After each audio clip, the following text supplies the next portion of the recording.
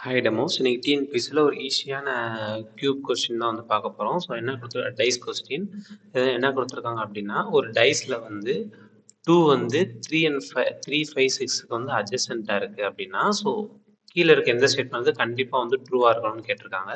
So நம்ம வந்து one by ஒன்னாக போகலாம். ஸோ ஃபஸ்ட்டு வந்து 3 is adjacent to 6 அப்படின்னு சொல்லி கொடுத்துருக்காங்க. இதுக்கு வந்து சான்ஸ் இருக்குது. ஏன்னா 2 வந்து 3 5 6க்கு அட்ஜசன்ட் அப்படின்னா 1 4 வந்து ஆப்போசிட்டாக இருக்கும். ஸோ 2க்கு வந்து 1 and 4 வந்து ஆப்போசிட்டாக இருக்கும்.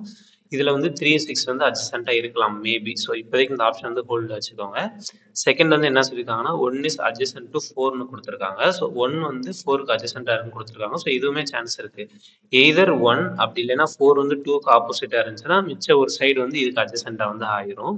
ஸோ நெக்ஸ்ட் வந்து தேர்ட் ஸ்டெப்ல என்ன கொடுத்துருக்காங்கன்னா 2 is adjacent to 4னு கொடுத்துருக்காங்க. இது வந்து வாய்ப்பே இல்லை. ஏன்னா 2 வந்து 4க்கு ஆப்போசிட்டாக இருக்க சான்ஸ் இருக்கிறப்போ அட்ஜசண்ட்டாக இருக்காது. அதே மாதிரி 2 is adjacent to 1னு கொடுத்துருக்காங்க. ஸோ இதுவுமே வாய்ப்பு 2 is adjacent to 1ல ஆப்போசிட் 1 தான் இருக்க சான்ஸ் இருக்கு.